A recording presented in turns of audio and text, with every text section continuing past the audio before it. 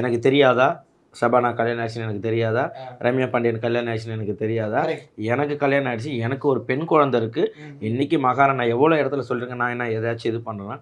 என் புள்ள தெரியும். நான் ஒரு பெண் குழந்தைய பெற்றிருக்கேன். எனக்கு தெரியும் என்னன்ட்டு.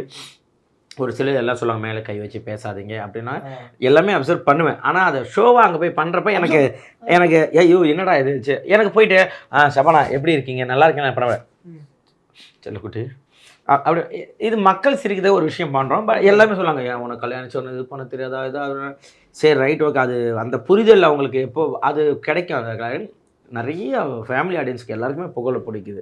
ஸோ என்னால் அதை மாற்றிக்க ரைட் ஓகே. இவங்களுக்காக நம்ம அதை பண்ணணும்னு பண்ணிக்கிட்டு தான் இருக்கேன். ஏன் அவ்வளோ ஏன் நம்ம உமரை வந்து நான் வந்து லட்சுமி கையை நான் எனக்கு தெரியும் அங்கே என்ன நடந்ததுன்னு தெரியும். அதுக்கு முன்னாடி நான் தான் ஓடி போய் மஞ்சள் வச்சு அவங்கள உள்ளே போய் பேண்ட்ரி கூட்டு போய் மஞ்சள் வச்சு எடுத்துகிட்டு வந்தேன். அதெல்லாம் இங்கே போட முடியாது. நான் போயிட்டு வரேன்.